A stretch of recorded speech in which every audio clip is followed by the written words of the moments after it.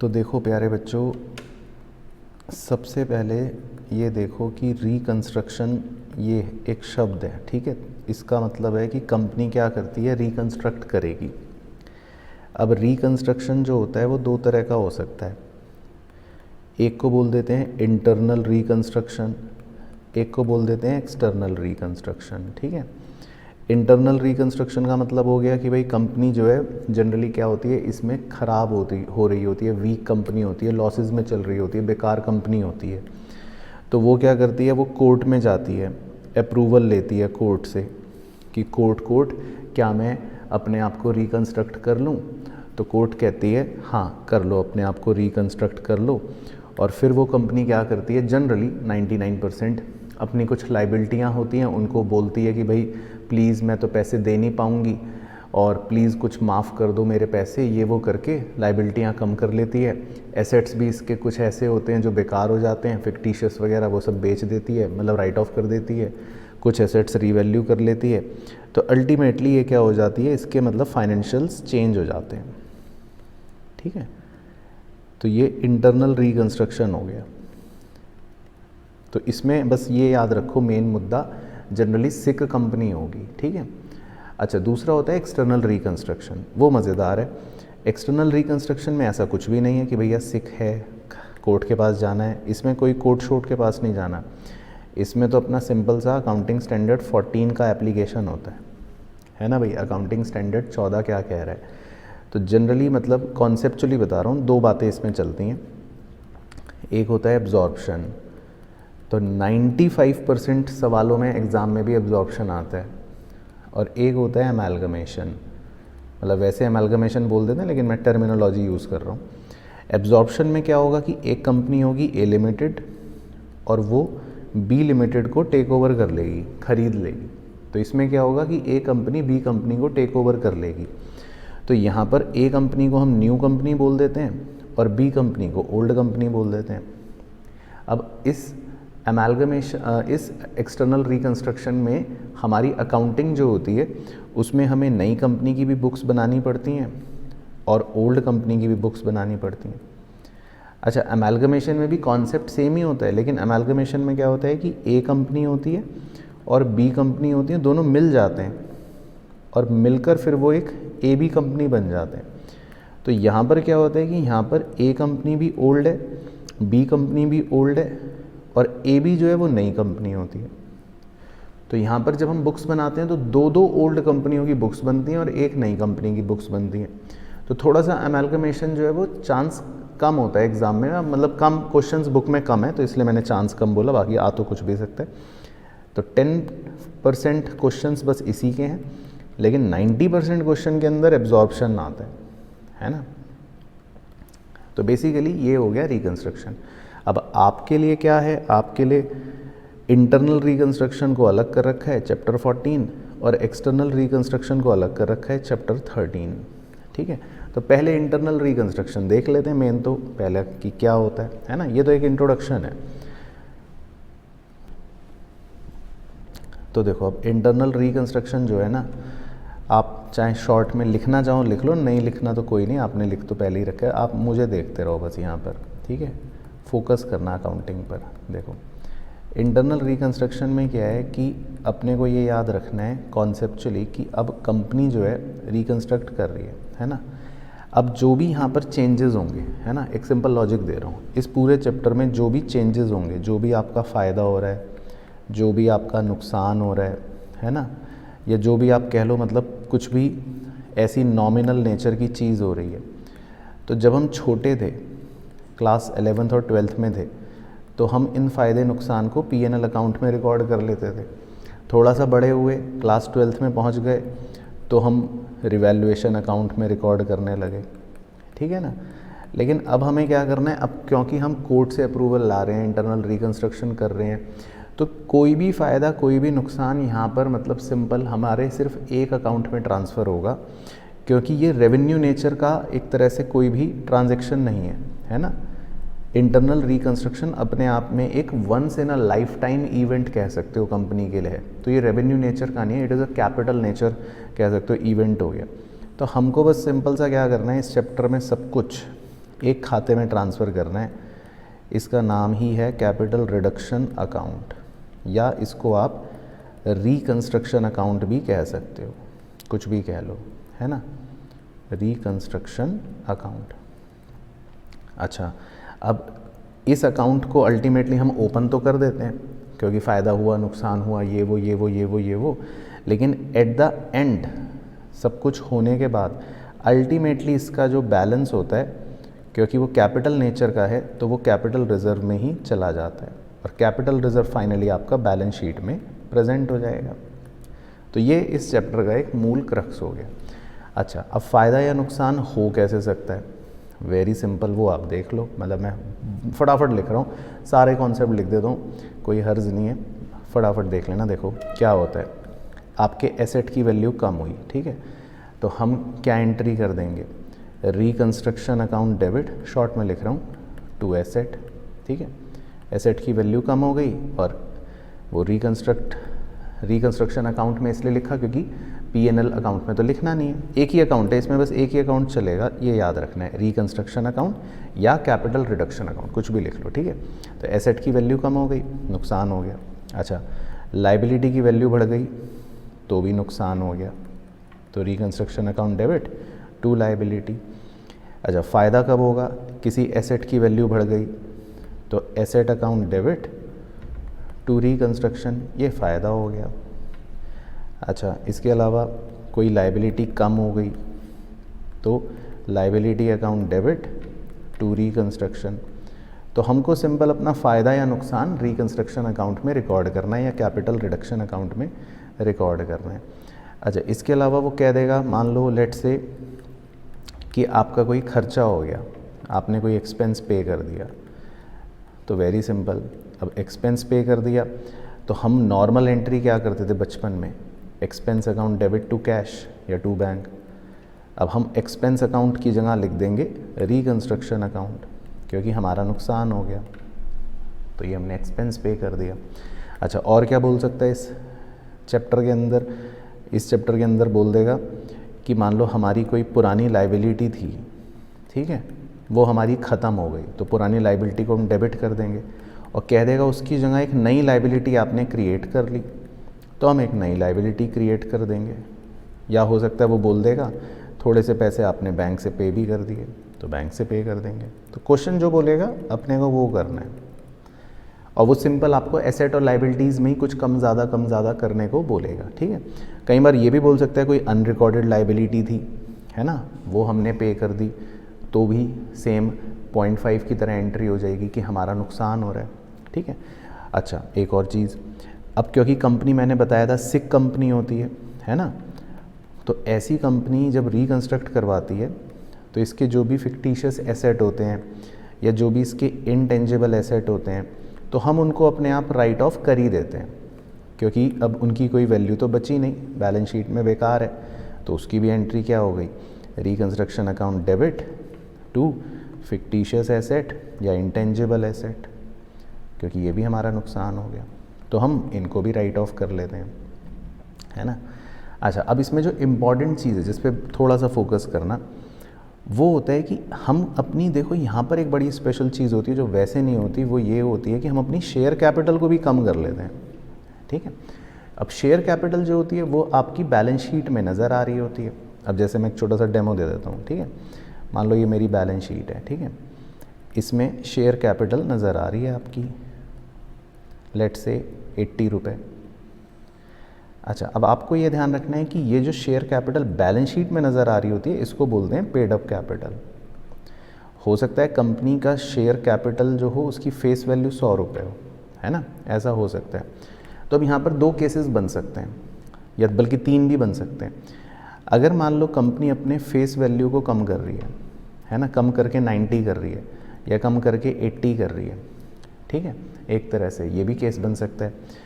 या हो सकता है कंपनी अपने पेड अप कैपिटल को कम कर रही है, पेड अप को 80 की जगह 70 कर रही है या 60 कर रही है या कुछ भी कर रही है ना, या दोनों भी कर सकती है। तो आपको क्या ध्यान रखना है, एक बेसिक कॉन्सेप्ट बता देता हूँ, बेसिक एंट्री बता देता हूँ। देखो, अगर हम खाली फेस वैल्यू कम कर रहे हैं इस केस में, तो हम क्या करते हैं, हम शेयर कैपिटल जो पुरानी वाली है उसको डेबिट कर देते हैं, मतलब ये दिखाने के लिए कि एंट्री कर रहे हैं कि भाई देखो 100 रुपये की फेस वैल्यू वाला शेयर ख़त्म हो गया, और उसकी जगह हम कह देते हैं कि हमारी नई कैपिटल जो है, जो भी है, मान लो 80 कर दिया आपने फेस वैल्यू, वो जनरेट हो गई। तो जब हम फेस वैल्यू कम कर रहे हैं खाली, तो एक तरह से ये वाली एंट्री काम कर रही है।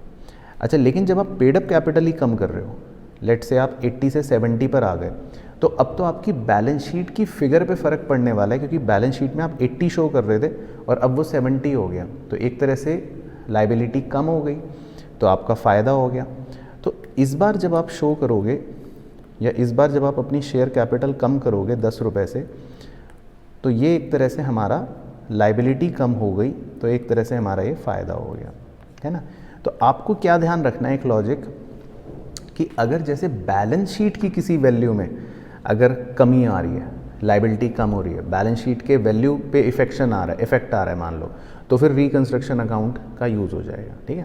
फेस वैल्यू कम करा तो उससे तो बैलेंस शीट पे तो कोई फ़र्क नहीं पड़ा, वो तो एक अंदर अंदर की बात है कि पहले जो शेयर 100 का था फेस वैल्यू, अब वो शेयर 80 का हो गया, तो उससे बैलेंस शीट पे फ़र्क नहीं पड़ रहा, बैलेंस शीट में तो जो चल रहा है वही चल रहा है, तो इसीलिए हमारी एंट्री ऐसी हो रही थी, है ना। ये भी मतलब एक कॉन्सेप्ट होता है।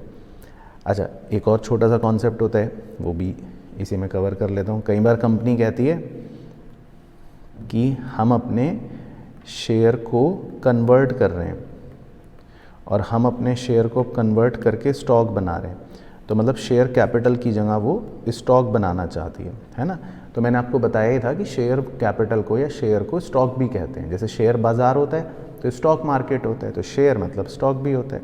तो इसकी एंट्री क्या हो जाएगी, वो भी वेरी सिंपल, शेयर कैपिटल हमारी ख़त्म हो गई, उसको डेबिट कर देंगे, और उसकी जगह हमारा एक इक्विटी स्टॉक बोल देते हैं इसको, वो लाइबिलिटी क्रिएट हो गई।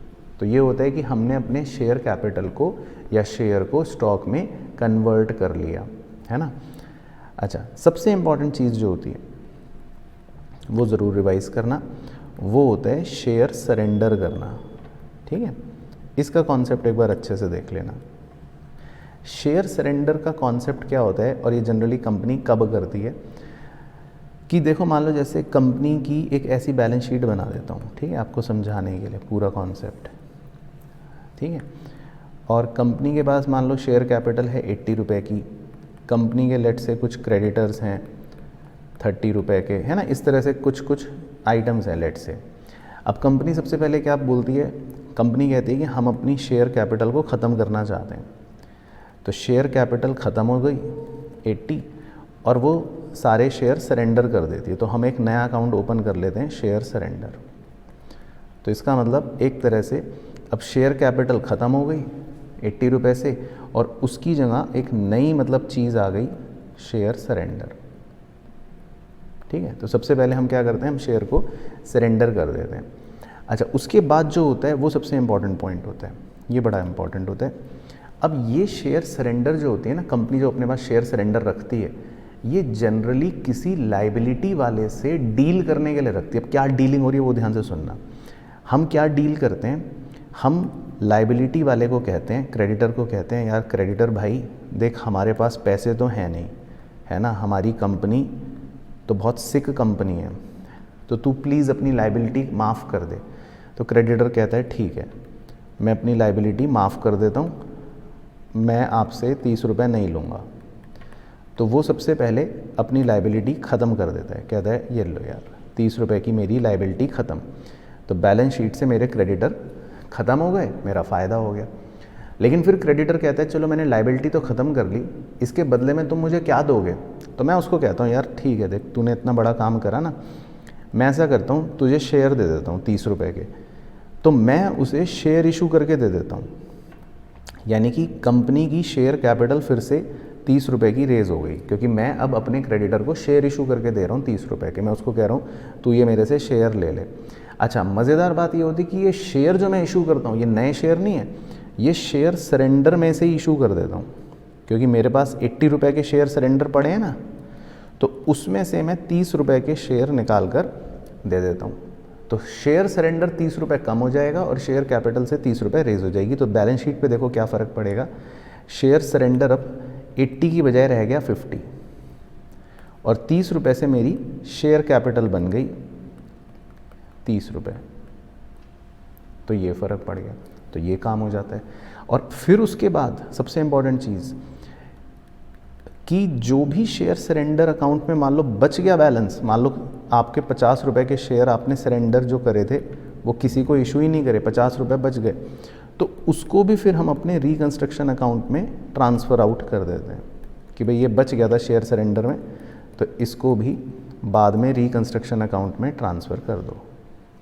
तो शेयर सरेंडर इस तरह से काम करता है, कंपनी अपनी शेयर कैपिटल को कम करती है और उसके बाद शेयर सरेंडर में से अपने किसी लाइबिलिटी वाले को शेयर इशू कर देती है, और बाद में जो शेयर इशू नहीं करती उसको हम ट्रांसफ़र कर देते हैं रिकंस्ट्रक्शन में। बस ख़त्म हो गया कॉन्सेप्ट। और बाकी क्वेश्चन कहे या ना कहे, आपको एक काम करना है, रिकंस्ट्रक्शन या कैपिटल रिडक्शन अकाउंट चाहो तो बना भी सकते हो या नहीं भी बना सकते।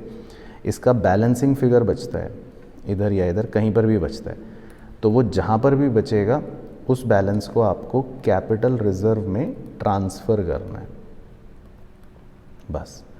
अब वो पॉजिटिव भी हो सकता है, नेगेटिव भी हो सकता है, कुछ भी हो सकता है, लेकिन जो भी होगा जाएगा कैपिटल रिजर्व में ही। और अल्टीमेटली बैलेंस शीट में, रिवाइज्ड बैलेंस शीट में जब हम शो करते हैं तो रिजर्व एंड सरप्लस हेडिंग के अंदर कैपिटल रिजर्व को शो कर देंगे। पॉजिटिव है तो पॉजिटिव, नेगेटिव है तो नेगेटिव, ठीक है ना। तो ये मतलब इसका आप कह सकते हो कॉन्सेप्चुअल डिस्कशन है, मोटा मोटा, है ना। तो बस दो चीज़ों पर फोकस ज़्यादा करना, एक तो जब कैपिटल रिड्यूस कर रहे होते हैं हम, है ना, उसमें आप बस एक चीज़ का ध्यान रखना कि खाली फेस वैल्यू कम हो रही है, बैलेंस शीट पे कोई फ़र्क नहीं पड़ रहा, तो थोड़ा लॉजिक लगाना कि भाई बैलेंस शीट पे कोई फ़र्क नहीं पड़ रहा। और अगर पेड अप वैल्यू कम कर रहे हो यानी बैलेंस शीट की वैल्यू चेंज होगी, तो फिर हमारे को रिकंस्ट्रक्शन अकाउंट पिक्चर में लाना पड़ेगा।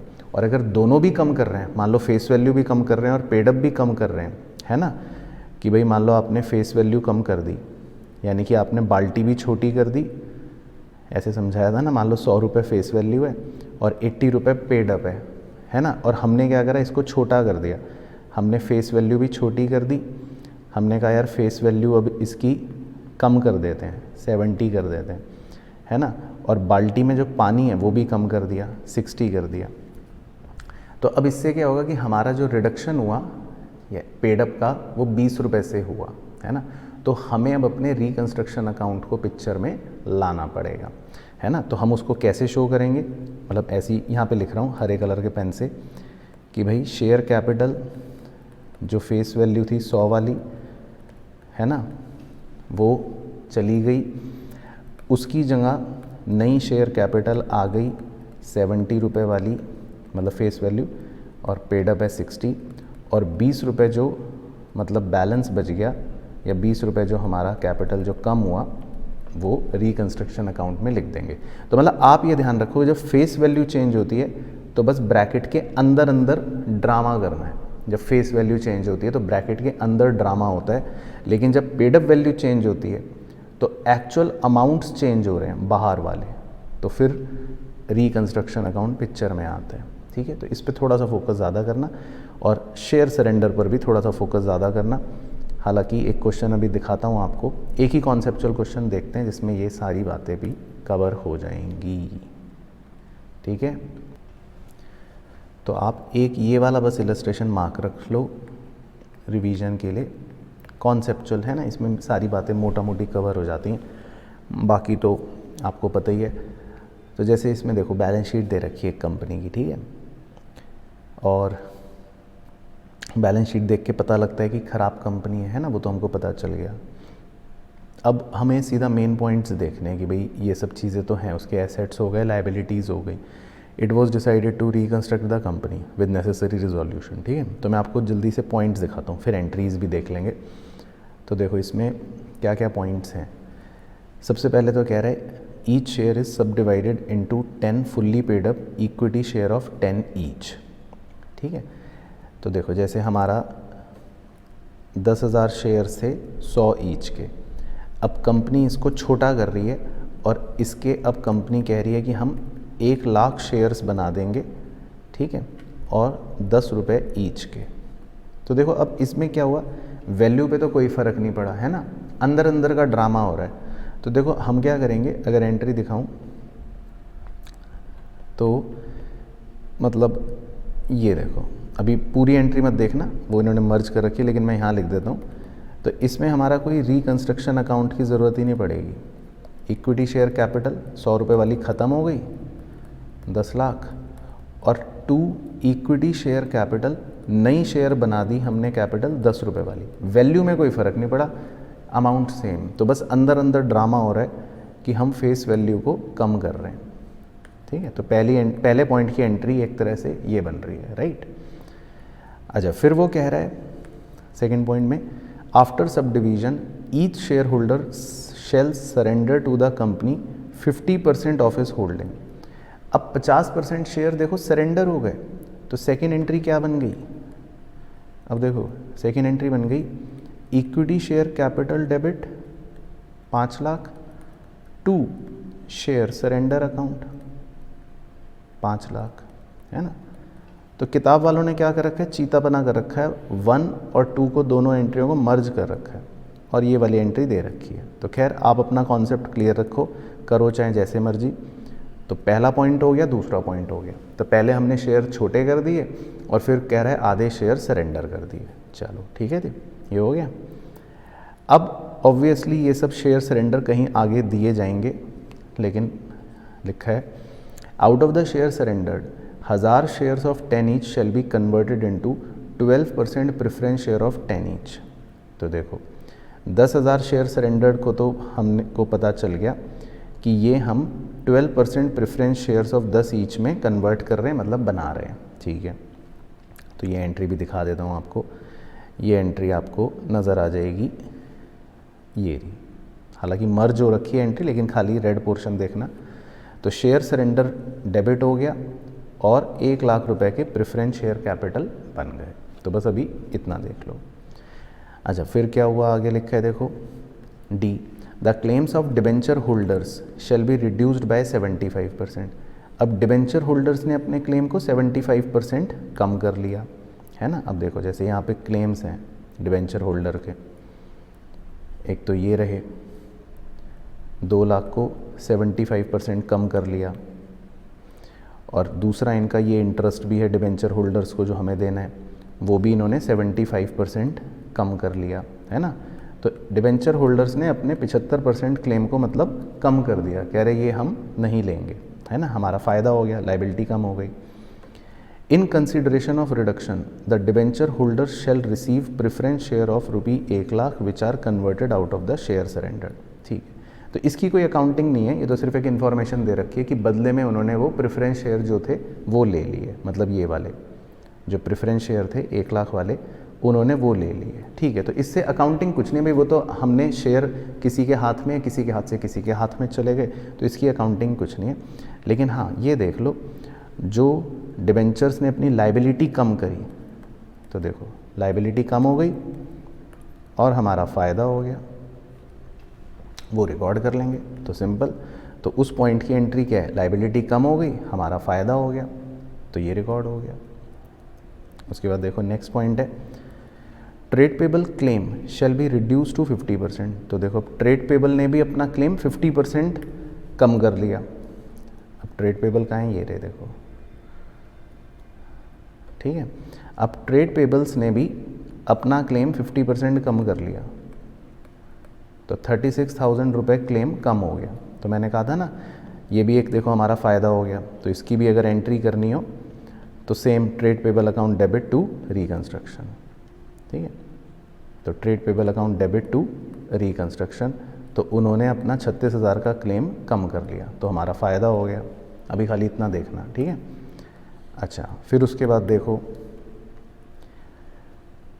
आगे लिखा है, अब जो बचे हुए ट्रेड पेबल्स बच गए, it is to be settled, है ना। जो बचे हुए 36,000 के ट्रेड पेबल्स बच गए, उनको हम इक्विटी शेयर्स दे रहे हैं out of the share surrendered. तो देखो, तो यानी कि इसमें आपको वो वाला कॉन्सेप्ट लगाना है कि जो शेयर सरेंडर हुए तो वो हम क्रेडिटर को देंगे और वो अपने इस बचे हुए क्लेम को भी सेटल कर लेंगे। तो इसकी 2 एंट्रियाँ मैंने लिखवाई थी, है ना। तो 2 एंट्री दिखाता हूँ। पहली एंट्री तो थी trade payable debit to reconstruction, मतलब ये सेम एंट्री रिपीट हो जाएगी, है ना। Trade payable account debit to reconstruction, same entry repeat हो जाएगी। और दूसरी एंट्री उनको शेयर देने की, share surrender account debit to equity share capital account. तो 36,000 रुपये के उनको हमने शेयर्स दे दिए क्रेडिटर को। तो ये शेयर सरेंडर का कॉन्सेप्ट इसमें बेसिकली आपको ध्यान रखना लग रहा है ना। लाइबिलिटी माफ़ हो गई और शेयर सरेंडर से शेयर इशू कर दिए। बाकी पीएनएल का बैलेंस कह रहा है राइट ऑफ कर दो, और जो शेयर सरेंडर नहीं हुए री इशू उन्हें भी कैंसिल कर दो। तो ये तो सिंपल एंट्री है, आई गेस आपको पता ही चल गई होगी। तो पीएनएल को हमने राइट ऑफ कर दिया, और जो शेयर सरेंडर में बच गया था पैसा वो भी हमने रिकंस्ट्रक्शन में ट्रांसफ़र कर दिया। फिर सारी एंट्रियां करने के बाद जब आप बैलेंसिंग फिगर निकालोगे ना फाइनली, तो वो 4,000 बचेगा जो कैपिटल रिजर्व में ट्रांसफ़र हो गया। बस बाकी रिवाइज बैलेंस शीट में सारी फिगर्स रिवाइज्ड हो जाएंगी, खासकर जो शेयर कैपिटल रिजर्व जिनमें चेंजेस आए, है ना। ये देखो, इसके बाद रिजर्व एंड सरप्लस में कैपिटल रिजर्व आ गया, ठीक है। डिबेंचर्स देखो कम हो गए, इंटरेस्ट कम हो गया, ट्रेड पेबल तो ख़त्म हो गया था, बाकी जो चीज़ें एज इट इज़ थी वो एज इट इज़ रहीं। इंटेंजिबल एसेट्स या पीएनएल डेबिट बैलेंस वो राइट ऑफ हो गए। तो बस क्वेश्चन आपसे 99% इसी तरह का एग्ज़ाम में पूछता है, पहले एंट्रीज़ करवा लेगा और फिर कहेगा कि बैलेंस शीट बनाकर दिखा दो, बस। तो ये है इसमें तो पूरा इंटरनल रिकंस्ट्रक्शन।